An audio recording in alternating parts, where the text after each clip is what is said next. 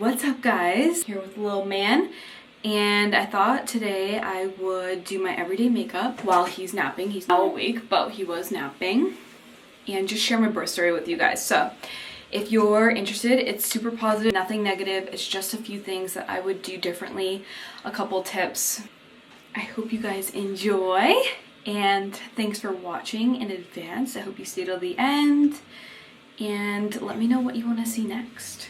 We're just gonna jump right into this. I'm gonna talk a little quiet because my son's taking his nap. I'm praying I can do this before he wakes up. I thought I would just kind of do my everyday makeup, talk to you guys about my birth story. I've already blown out my hair this morning. It does look a little crazy. I didn't have that much time to like make it perfect, but we're working with what we're working with. Doing away with middle parts.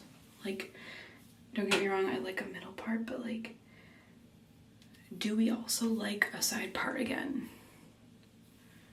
No, I can't tell. Also, my color needs something. I think I need to like brighten all of this up and make it like really gold. I don't know. I was also thinking of like filming me doing my hair at home, but I don't know if that's like, if I should do that. I don't encourage anyone to do that, being a professional hairdresser, but I think it would be fun just for you guys to see how much of like a low-key struggle it is to do your hair by yourself at home, which I know we've all done it. I know you've all tried to do your hair at home, and it's probably not gone as well as you may have wanted it. Okay, I think I'm gonna put my top part of the hair into a roller for funsies. And then I think when I'm done my makeup, I'm going to heat it up. Although I should just do it now, but there's no way in hell I'm gonna put the blow dryer on with my son sleeping next door. So I hope you guys don't mind me looking like a crazy person this entire video, but I was watching, oh my God, I don't know her name, Harley? I think it's Harley. Let me look. Oh my God, I don't have time for this. I don't know what I'm doing, but let me see history. Samantha is her name? Samantha Harvey. Look her up. She's amazing. She's been rocking like a side part and like a curl that kind of like comes up and over, and I'm like obsessed with it. So that's the vibe we're going for, okay? We're copying Samantha Harvey right now. Maybe like all of 2025, honestly. Let's do this. I wrote some things down because we gotta stay on track. It's gonna be my birth story, and then it's gonna be like tips on what I would prepare myself for if I was a first-time mom again, or if for my second, this is what I'll be doing differently maybe. And this is just like a disclaimer, or not a disclaimer, but yeah, maybe. This is positive. Like, nothing about this is gonna be negative. Nothing went wrong. So if you're currently pregnant, this is gonna be helpful, I hope. So if I can help just one person, I love that. In no way is this going to be negative at all. So with that being said, watch at your own will. I don't know if I can take myself seriously with this on my head. I think I'm gonna make this. Samantha Harvey just looks like she was born with a roller on top of her head. Like me, on the other hand, I don't know about that. All right, let's not do that. Let's not be that crazy. Let's just pin her back. Okay. I made it to 40 weeks and I think 4 days, and or it was like 3 days, and I think at like 40 weeks and 4 days, my OB office hospital likes to induce you or like bring you in for a stress test and make sure everything's okay, and then like try to induce you, but you could refuse it and go home. And that was my plan, to go in, get the stress test, make sure everything was okay, and then probably refuse the induction, because there was just no part of me that wanted Pitocin and to like go through all that after everything I've read and those things. But I was also the type of person that like, if I needed to, I would have. That was my plan. 40 weeks rolls around. I did everything I could. I was willing to almost drink anything, all of those like powder potions with the castor oil and all that shit. I didn't end up doing any of that because I was too afraid. Because with anything like that, there are side effects, and I just wasn't. At that point, I just wanted him here safely. It was June 1st that I was going to be in for my stress test induction. And the closer the day got, I honestly was like, you know what, screw it, I'll get induced. I don't even care at this point. It gets to be like that taxing mentally, not necessarily physically. I mean, yeah, it was a lot on my body and I gained a lot of weight. The unknown really killed me. The night before the first, I think that was 40 weeks and 3 days, I was just hanging out in my mom's backyard with my husband and my mom. We were just talking, getting out of the house. We live on the same street. I started to feel weird. Like I needed to go sit down on the toilet. Weird. It passed. It went away. It was some sort of like cramp. I was honestly a little scared. I didn't say anything to my husband or my mom. I just was like, all right, like I want to go back home. Bye. Went back home. I think we ate dinner and then kind of kept happening where I felt like I need to just like go sit on the toilet, but nothing would happen. Then after like 6 o'clock, 8 o'clock, things progressed and went like absolutely insane. Water never broke. I never had like the movie scene thing. I never was like, okay, this is like labor. I instantly was in 100% denial. Didn't believe that I was in labor, even though after like 8 o'clock, I was on all fours every maybe like 10 minutes. And then it got to like every 5 minutes, every 3 minutes. I was on all fours for until 3:30 in the morning. My husband was here. I did not know how to have him help me. He kept checking on me. He's like, you need to like, we need to call. Like, we need to do something about this. Like, this is not okay. You're not okay. We need to do something about this. Well, what do you mean? There's like nothing to do except like do what I'm doing. And at that point I had logged over 61 contractions. I highly recommend the Gentle Birth app, any of those apps really. You can log your contractions. That's how I know I had 61 of them. I think it's also cool like app to kind of keep and look back on and be like, oh my God. And just to know that I logged that many contractions. I literally sat there every time one came, I clicked the freaking button and recorded it because I was like, I don't understand what's happening. I'm just gonna keep doing what I'm doing. 4 o'clock rolls around and I'm like, okay. I didn't tell anyone this whole night. Didn't tell my mom, didn't call her, didn't tell nobody. Okay, let me just call and we'll just see what they say. Like, even if I sound stupid, what are they gonna say? That was my thing. I thought I was gonna sound stupid. And to that, I was stupid for thinking that. So if you feel like you're gonna feel like an idiot for calling because you don't know what's happening or what you're feeling is maybe labor, or because you hear like people that get sent home from the hospital when you call and you go there for no reason, you know what? That's part of how your birth goes. And if you get sent home from the hospital, you get sent home from the hospital. You should do whatever your instincts tell you to. So anyway, at 4 o'clock in the morning, my instincts were like, okay, yeah, let's call and just see what they say, even if I sound like an idiot. And I called and told them everything. And they're like, yep, like you should definitely come into the hospital like right now. I was like, are you sure? Like, okay. We did. We packed up our shit and we left. It was already packed, obviously. We just put it in the car. Got there at like probably like 4:45 in the morning and I got settled. They took me right in. And when I had gotten there, I was 5 centimeters dilated. Yes, like everything I had just done by myself at home. I hate to say it that way because obviously my husband was there and he did help, but I mean by myself, like me by myself without any like professional help. And got in there, sat down in the bed, all of those things. Jordan went out and got all of our stuff and he ended up like getting really lightheaded. He hadn't eaten anything, he barely slept.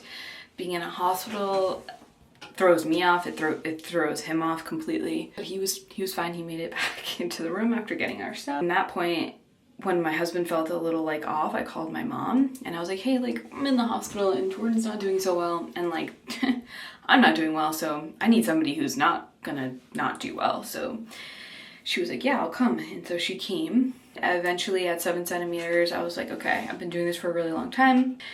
And I ended up getting an epidural and that like prolonged things. I wish I had just like gone just like maybe to like even like 9 centimeters. And which I know I could have because I got to 7 and like it wasn't getting like more intense. I think it just felt more intense because I'd been doing it for a long time, but like the pain didn't change. And I wouldn't say it's painful like somebody stabbing you painful. Like it's more like a period cramp, just really heightened. So to me that's not painful, it's just extremely uncomfortable, which then becomes probably painful in a way, but never understood when people would say it would be painful. Like that to me, like when you get a cut on your arm, things like that, pain to me is different, but everyone has a different pain tolerance. So don't really take what I'm saying as what you're gonna feel pain like. Just know it's extremely uncomfortable, and that is what leads to pain. Doing two things at once is like actually a lot harder than it seems. If this is actually horrible, I'm gonna be really sad, but it's okay. We're gonna try our best. The Rare Beauty concealer. I used the Color Science Face Shield Flex in the shade, like their lightest shade, because your girl is as pale as can be. And then I used the e.l.f. Halo Glow Liquid Filter in the shade 0. I'm using the Rare Beauty concealer in 120C. And I love that stuff. I'm gonna let that sit. I ended up getting the epidural at 7 centimeters. Probably was about 8 centimeters at that point when it was all said and done. There are a lot of people saying like, ask for the epidural when you think you want it right away, because you don't know whether or not anesthesiologist is gonna be around, whether it's gonna take another hour. I felt that pressure and I was like, epidural, yep, give it to me. And the anesthesiologist came in within a minute. She was ready to go. And I did not have another second to think about the epidural. I was like, okay, I'm actually getting the epidural. I thought like there would be some buffer and maybe I would change my mind. Maybe I would progress a little bit quicker and I'd be already at like 9 centimeters and then it would be too late. Or understand you can get the epidural all the way up until 10 centimeters. She comes in, she means absolute business. Like no messing around from her. Jordan and my mom had to get out of the room. They couldn't even like be around, which I thought that was very scary and I wasn't ready for that, but I did it. And it's very like in the moment you have no choice, and you're not going to be fearful in that way. You're just going to take everything in stride and just like, you just have to do what you have to do. Like there's no like second guessing it. There's none of that, and I'm almost thankful for that in a way. Like, you just don't have any choice but to do exactly what they're telling you to do. And that's just that. And so if you're afraid of an epidural, I don't think that you should be. You just have to go with the flow and do exactly what you're told, and that's it. And you don't have time to think about anything else anyway. Push for 2.5 hours, because I think the limit of pushing is like 3 to 4 hours, which I had no idea. Nobody ever told me that like after 3 to 4 hours, like, all right, you gotta get this baby out. So anyway. But for a first-time mom, it is very, very, very common to push for a very long time. So don't worry. Just do what you do and your baby will come on your terms and your baby's terms, and that's just that. So born at 3:10. It's crazy. And I remember when he came out, I like closed my eyes and was like, I can't look. Because I was just so like nervous and scared. I just like was scared. I don't know. And they were like, look, like he's so cute, look. And I was like, oh my God. Obviously started to cry, all of those good things, and it was so amazing. And I would never trade it for the world, of course. So yeah, my birth story is really nothing crazy. It happened, I got the epidural, he came. It was all beautiful and I love that. Here's where I would probably do things a little bit differently. So first, making sure that my birth team is like A1, they're on point, they know what to do, they know how to help me, without me even asking. Next time I want my mom to like be pushing on my back, my husband to be rubbing my head, whatever it is, maybe going and setting up the shower. The nurses were like, okay, we can try this and we can try that, but nobody was like, okay, go get in the shower, that's what we're trying right now. Then we can try the ball, then we can try this. Nobody did that. I think my mom was obviously watching her daughter have a hard time. She didn't know what to do. My husband had no idea what to do. I know they rely on the nurses, but they're just doing their everyday job, and I don't think that's part of their job to like obviously tell you what to do. I think that's why people have doulas and midwives, because they just know what to do and they do those things for you. So next time I'm lucky enough to find a doula or midwife or any of those things, I absolutely will. You just coach your husband or your significant other, whoever's going to be in that room with you. I don't want to have to ask you to do something. You need to just like look at me and kind of just try different things. Just try to help me in any way that you can without like ask me questions. Don't have me ask you the questions. So for your birthing team, I would just make sure they are like on top of their game and trust them to just guide you through it the entire time. So do a practice round. Like get on all fours and pretend you're having a contraction and make your significant other like, what would you do in this situation? I know it's like hard until you've gone through it, but make sure your birthing team is A1 no matter who it is. If it's a family member, just make sure they know what they're doing. Number 2 is don't ask your nurses their opinion. Well, what happened to you? Like, did you get an epidural? Did you do this? Because I was so like, I don't want an epidural, and it just seemed like that was all that was like put in front of me. Of course, because it's a hospital and that's kind of what they do. I remember after birth, like when I had to go to the bathroom for the first time, the nurse there was like, had said something, and she was like, yeah, that's why I would never like get an epidural. And I just looked at her and I was like, that's something to say to somebody who just got an epidural. Of your nurses, because when I started asking them, well, what happened to you? The nurse was great. She was like, I had an epidural and I didn't have an epidural. So I was like, okay, she's done both. She'll help me through this, right? And the second nurse, I ended up asking her, and she was like, oh no, I got an epidural at 3 centimeters, like basically was like pushing an epidural in a way. That was because that was her opinion. I was never asked. I wish I didn't have that opinion in my head at that time.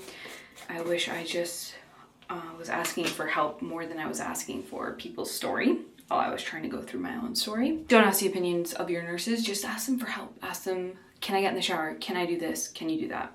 Those things, I think. But get a birthing app so that you can log your contractions. You can do all those things, play music, play meditation. A birthing app before, while you're still pregnant, and do meditations and all of those things. You can practice holding ice in your hand. I would say that's pretty equivalent to the mind game when it comes to birth.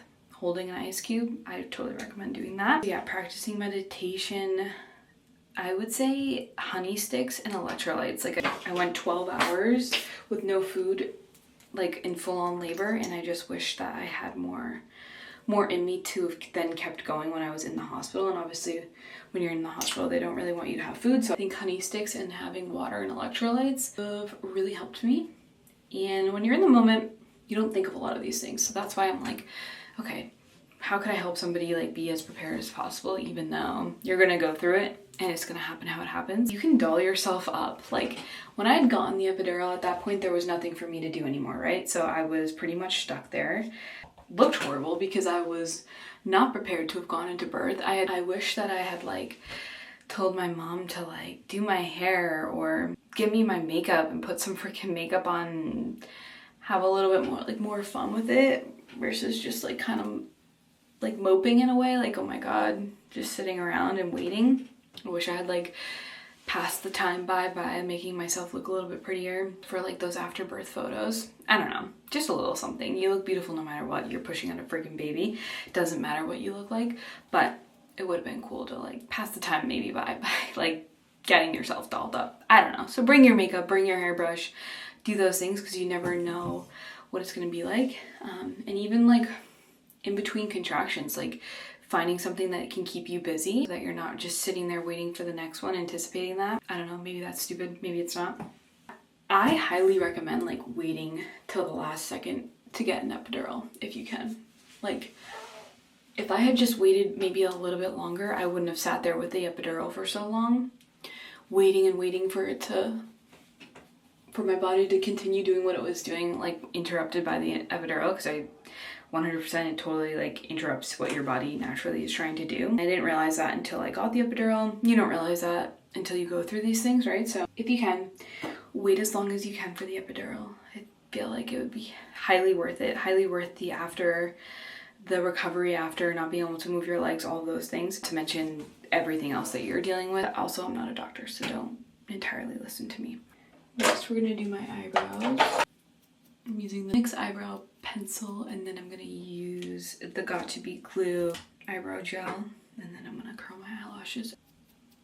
I just kind of like to fill them in. Instead of like my eyebrow coming straight down here, I kind of like to just like curve that out and bring them up a tiny bit. Let's see if I can show you guys this while looking in the mirror.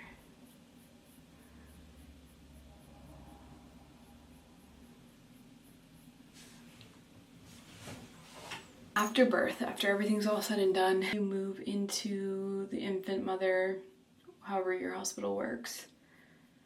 Don't let the nurses think that you don't know what you're doing. Don't let them make you feel like that you don't know what you're doing. Just try to stay as confident as possible. When my baby was getting his first bath, I didn't want a bath in the hospital. I just wanted them to maybe wipe him down with a wet cloth, just to have like a little fun, just for us to do a little something, have the nurse show us kind of what to do, even though like you know how to give a baby a bath, even though you think you might not. They don't need to be washed off like right away, let alone with Johnson & Johnson. But I thought I made that clear and I didn't stick up for myself enough. And she just took my baby and started giving him a bath and like doused him in Johnson & Johnson before I could really even like stop her. And I don't think I would have stopped her. I felt like she probably would have been like, what's wrong with you? It's just Johnson & Johnson baby wash. Like, we're just washing him. So I felt not confident and I was pretty sad that my baby got washed with something I just didn't want him to get washed with in his first days of life. Nothing against Johnson & Johnson. Do your own research on that. But that's something that like I didn't see in anybody's pack your bag video, is packing your baby wash for your baby.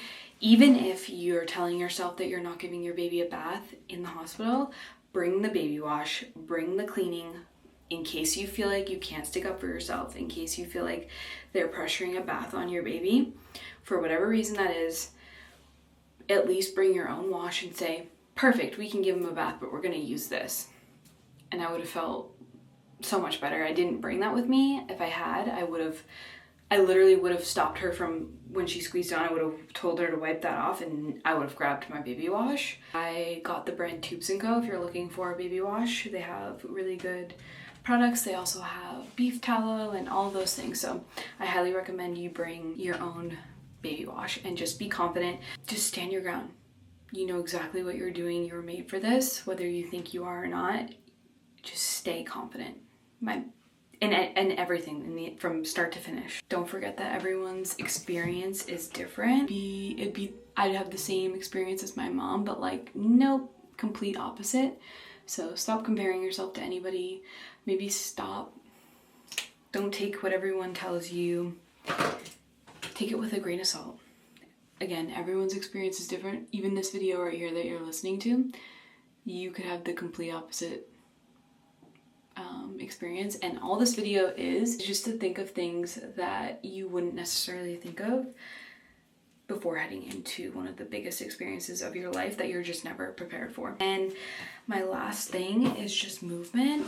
If you can stay in movement your entire pregnancy, do it. Whether it's just a walk, I'm not saying go crazy, but if you're heavily working out before pregnancy, like try really hard to stay in that, no matter how bad morning sickness is, no matter how bad you feel. If you pick up weights and you do a couple biceps and then you're done, just keep doing it, because every day you start to feel a little bit better and then you're still in that routine and you're still moving your body and you're probably less likely to fall out of touch, gain a lot of unnecessary weight. It was a lot and I'm paying for it now in a way. I also know I gave birth and like I grew a baby for 9 months and I understand weight gain is a thing, but I don't think my weight gain was necessary and I know that now, and just be doing things a lot differently next time. And mascara from Refi Beauty is actually insane. I don't know if you can see that. Like, do you see that?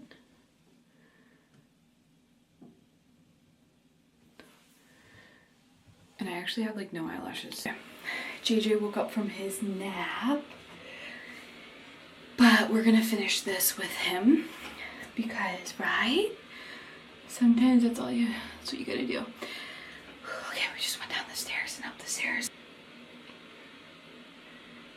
I've been loving this NYX matte lip liner in the shade Moonwalk, and then this Clinique red thing I'll show you, and then the Road Peptide. Yo, just know that